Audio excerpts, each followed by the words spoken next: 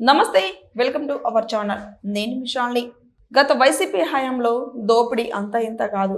అయితే కాకినాడ సీపోర్టు ఒక డీల్ కుదిరింది. అయితే ఆ డీలు ఒక రివర్స్కు చేరిందనమాట. అసలు అదేందంటారా? తెలుసుకున్న ప్రయత్నం అయితే చేద్దాం. మనతో పాటు ఉన్నారు అనలిస్ట్ అశోక్ కుమార్ గారు ఉన్నారు. వారిని అడిగి కొన్ని విషయాలు మనం తెలుసుకుందాం. నమస్కారం. నమస్తే అండి. కాకినాడ సీపోర్ట్ గురించి గత 5 years కిందటి నుంచే జరుగుతూనే వస్తుంది అది. సో గత వైసీపీ హయాంలో జరుగుతూనే వస్తుంది. ఇప్పుడు అది ఒక డీల్కి వచ్చింది. అసలు ఏం జరుగుతుంది? దీని మీద మీ స్పందన ఏంటి? గత వైసీపీ ప్రభుత్వంలో అంటే పూర్వం ఈ డీల్ ఆల్రెడీ కర్ణాటక వెంకటేశ్వరరావు అని ఆయన చేతలో ఉండేది. ఇది కాకినాడ పోర్ట్ KSPCL అంటారు, Kakinada see port corporation limited.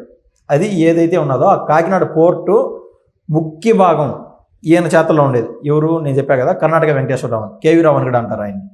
అయితే దానికి సంబంధించిన షేర్స్ వాల్యూ ఎంతంటే 2,400 కోట్ల రూపాయలు. పూర్వం టీడీపీ ప్రభుత్వంలో ఈయన చేతలోనే ఉండేది. ఎవరు? KV రావు గారి దగ్గర. అదేవిధంగా కాకినాడ సమీపానే కాకినాడ సెజ్ అని సపరేట్ ల్యాండ్స్ ఉంటాయి. ఇది బిజినెస్ డెవలప్మెంట్ కోసం అని చెప్పి సెజ్లుగా క్రియేట్ చేస్తారు. ఆ ల్యాండ్స్ వాల్యూ వచ్చి 1,109 కోట్ల రూపాయలు.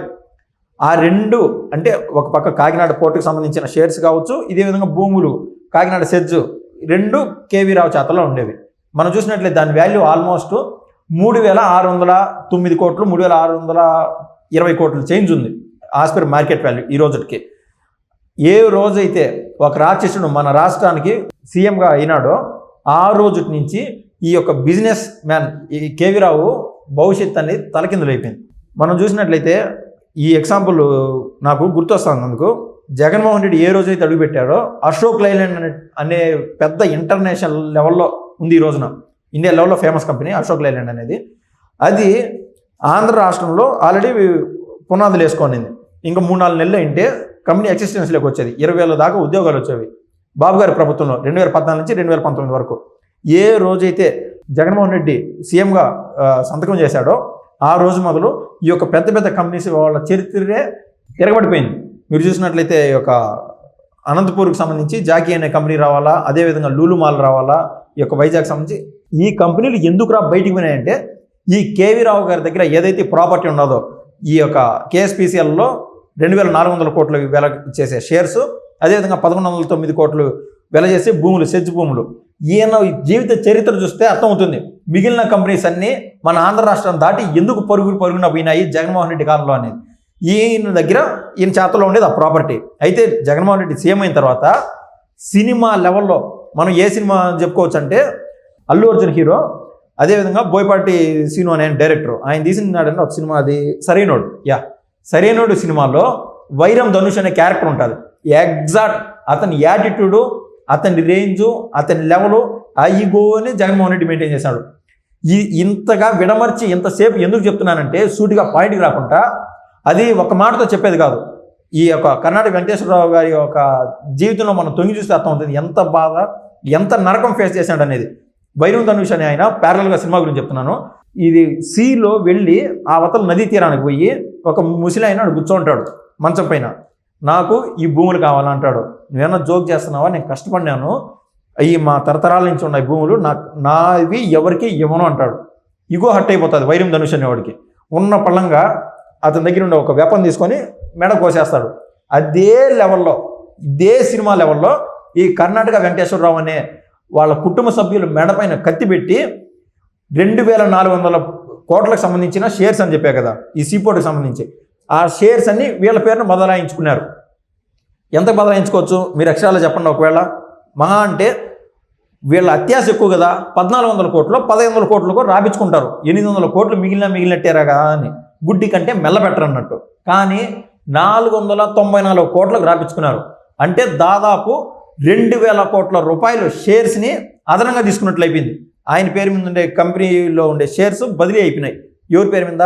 ఒక పక్క అరవిందో కంపెనీ పైన, అదేవిధంగా విజయసాయిరెడ్డి అల్లుడు అయినటువంటి శరత్ చంద్రారెడ్డి పైన, అదేవిధంగా ఈ యొక్క వైవి సుబ్బారెడ్డి కొడుకు వై విక్రాంత్ రెడ్డి, వీళ్ళ పేర్లను బదిలీ అయిపోయినాయి. దాంతోపాటు 2 మెయిన్ కంపెనీస్ ఉన్నాయి. ఆ మెయిన్ కంపెనీస్లో ఎవరైతే పాల్గొన్నారో ఆ నిందితులపైన అందరిపైన కేసు రిజిస్టర్ అయినది. ఆ రోజున ఏం జరిగిందంటే వీళ్ళ దగ్గర వీళ్ళు బెదిరిస్తున్నారు, అయ్యా ఎట్ట చేయాలి బా అని చెప్పి సజ్జల రామకృష్ణారెడ్డి దగ్గరికి పోయినాడు KV రావు. సజ్జల రామకృష్ణారెడ్డి ఏమన్నాడంటే అది నా చేతలో లేదు అని జగన్మోహన్ రెడ్డి అపాయింట్మెంట్ ఇవ్వకుండా ట్రై చేశాడు. ఏదో విధంగా సజ్జల రామకృష్ణారెడ్డి అంటే మోకురు అని చెప్పి జగన్మోహన్ రెడ్డి అపాయింట్మెంట్ తీసుకొని ఆయన దగ్గర పోయినాడు. ఎవరు? కేవీ రావు. ఈ మాదిరి నా ప్రాపర్టీ ఈ మాదిరి బదలాయిపోతుంది, అయ్యా మీరు దయచేసి న్యాయం చేయండి అని సీఎం గారికి అడిగిపోతే, సీఎం అంటే ఎవరు? సీఎం హోదాలో ఉన్నవాడు రాష్ట్ర ప్రజల్ని ఒక అన్న మాదిరి ఒక తండ్రి మాదిరి చూసుకోవాలి. అప్పుడు ఆయన ఇన్స్టెంట్గా ఆయన ఇచ్చిన రిప్లై ఏంటంటే, విక్రాంత్ రెడ్డి ఎట్లా చెప్తే అట్లా చేయన్నాడు. అదే ఫైనల్. ఎవడు ఏం చేయలేడు. ఇవాళ మీరు అందరికీ అర్థం కాక ఇది పేపర్లో చదివేదో ఇంటర్నెట్లో చూసి చదివేది కాదు. రియల్గా ఒక ప్రాబ్లం ఎదుర్కొనేవాడికి ఆ బాధ తెలుస్తుంది. 151 మంది ఎమ్మెల్యేలు పెట్టుకొని సాక్షాత్తు గతంలో అన్ని సంవత్సరాలు ముఖ్యమంత్రిగా చేసినటువంటి చంద్రబాబు నాయుడు గారినే బెదిరించేదానికి దిగినారు. మేము 151 మంది ఎమ్మెల్యేలు, 23 మంది ఎమ్మెల్యేలు మీ పైన మేము దాడి చేసాం, మీరు బతుకుతారా ఏందనుకున్నాం మా కథ అని చెప్పి ఆ రేంజ్లో బెదిరించారు. ఎవడు? జగన్మోహన్ రెడ్డి సాక్షాత్ అసెంబ్లీ సాక్షిగా. అట్లాంటిది ఇంకా రాష్ట్రంలో మిగిలిన ప్రజలకి మిగిలిన వ్యాపారస్తులకి ఏమి సెక్యూరిటీ ఉంటుంది మీరు ఆలోచించండి. సో ఇతని దగ్గర వేరే ఆప్షన్ లేదు, చావే శరణ్యం. అటువంటి చచ్చిపోయేదానికంటే కుటుంబాన్ని కాపాడుకుందాం, కుటుంబాన్ని రక్షించుకుందాం అని చెప్పి 494 కోట్లకి ఆయన తగ్గించుకొని 2000 కోట్ల మేర ఎక్స్ట్రా లాభం ఉండేట్టుగా ఈ యొక్క నేను చెప్పినాను కదా, శరత్ చంద్రారెడ్డి, వై విక్రాంత్ రెడ్డి, విజయసాయి రెడ్డి అదర్ 2 కంపెనీస్కి బదలాయింపు చేసేసిన షేర్స్. ఈ క్రమంలో దాంతో సరిపెట్టుకోక ఈ కాకినాడ సీపోర్ట్కి అతి సమీప అన్నటువంటి ఈ సెజ్ ఏదైతే ఉన్నదో ఈ సెజ్ భూముల్ని 1109 కోట్ల రూపాయలు సెజ్ వాల్యూ, ఆ భూముల వాల్యూ మీరు ఆలోచన చేయండి. అస్సలు ప్రపంచ చరిత్రలో కూడా ఇటువంటి దారుణాలు అక్రమాలు చేసిన వాళ్ళు కనిపిరు. మీరు గుర్తుపెట్టుకోండి, మళ్ళీ చెప్తున్నా, 1109 కోట్లు విలువ చేసే ఈ యొక్క భూముల వాల్యూని కేవలం 12 కోట్లు కొన్నాడు. ఎవరు? ఈ చెప్పిన ఈ వైసీపీ మోక. ఇది అసలు అనుకుంటేనే రాష్ట్ర ప్రజలు ఇంత నరక కుప్పలో ఉండేవని అనిపిస్తుందండి. ఒక 50 లక్షలు లాభం ఉంటుందని అయినా కొద్ది రోజులు పోతే ఇంకొక 10 లక్షలు పెరుగుతుందేమో ఎవరన్నా బిడ్డలు పెళ్లి చేయడానికి. కొంతమంది సగటు రైతులు కావచ్చు, లేకుంటే బయట రియల్ ఎస్టేట్ చేసేవాళ్ళు కావచ్చు, ఇంకొక 10 లక్షలు పెరిగితే చాలని అనుకుంటారు ఎవరైనా. వాళ్ళ బిడ్డల పెళ్లి కావచ్చు, వాళ్ళ బిడ్డని యూఎస్కో బయట చదువులు 10 లక్షలు వాల్యూ, అది 1100 కోట్ల వాల్యూ, ఇది 12 కోట్లు. అంత దారుణాలు చేశారు. అదేమైందంటే దీనిపైన గత సంవత్సరం జగన్మోహన్ రెడ్డి ప్రభుత్వంలో ఉన్న సమయంలోనే ఇంకెట్లా కాదు ఆ పని అని చెప్పి ఈ కే వెంకటేశ్వరరావు గారు సిఐడిలో కంప్లైంట్ చేశాడు. ప్రభుత్వంలో ఎవరైతే ఉంటారో వాళ్ళకి అంతో ఇంతో కొంచెం వెసులుబాటు అంటూ ఉంటుంది. మనకందరికీ ఓపెన్ సత్యం ఇది, ఎవరు కాదనలేదు నిజం.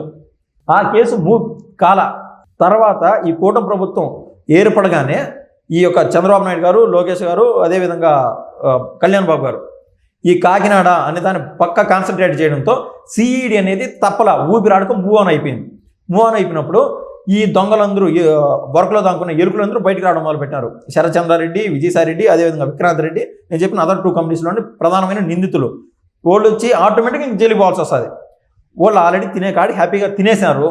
ఇప్పుడు వాళ్ళు ఏమంటున్నారు, అయ్యా నీ దగ్గర మేము లాక్కునేవు, నువ్వు చెప్తున్నావు కదా కే వెంకటేశ్వరరావు, నీ షేర్స్ నీకు ఇచ్చేస్తాం స్వామి, ఆ కేసు వెనక్కి తీసుకో స్వామి అని చెప్పి డీల్ కుదిరించుకోవడం మొదలుపెట్టినారు. ఈయన ఎవరైతే మెడ మీద కత్తి పెట్టారో వాళ్ళే ఈయన దగ్గర డీల్కి వచ్చేసినప్పుడు ఈయన కే వెంకటేశ్వరరావు గారి మనస్తత్వం కానీ ఆయన మనస్తత్వం గారు సగటుగా ఎవరిదైనా ప్రభుత్వం న్యాయం చేస్తుందనో కోర్టు న్యాయం చేస్తుందో ఎవరు వెయిట్ చేయలేరు. డీల్ కుదురుతుంది, నా ప్రాపర్టీ నాకు వస్తుంది, చాలేరా స్వామి అని చెప్పి ఈయన డీల్ ఓకే అన్నాడు. ఇందులో భాగంగా ఏదైతే ఈ ప్రాపర్టీ 3600 కోట్లకు సంబంధించిన ప్రాపర్టీ వెనక్కి చేస్తున్నారు. ఈ కాకినాడ భూములకు సంబంధించి కావచ్చు, కాకినాడ పోర్టుకు సంబంధించి కావచ్చు, భూములు వెనక్కి చేస్తున్నారు.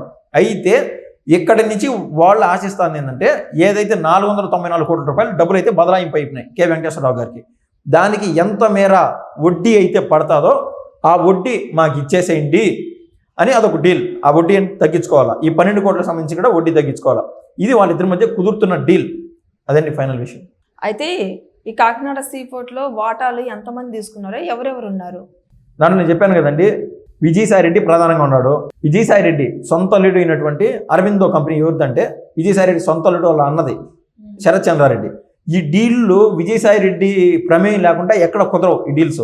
అదేవిధంగా టీటీడీలో ఆయన దోపిడీ అంతా చేశాడు వైవి సుబ్బారెడ్డి, జగన్మోహన్ రెడ్డికి స్వయాన బాబాయ్, ఆయనకు సంబంధించి ఆయన కొడుకు కూడా ఈ డీల్లో ఉన్నాడు.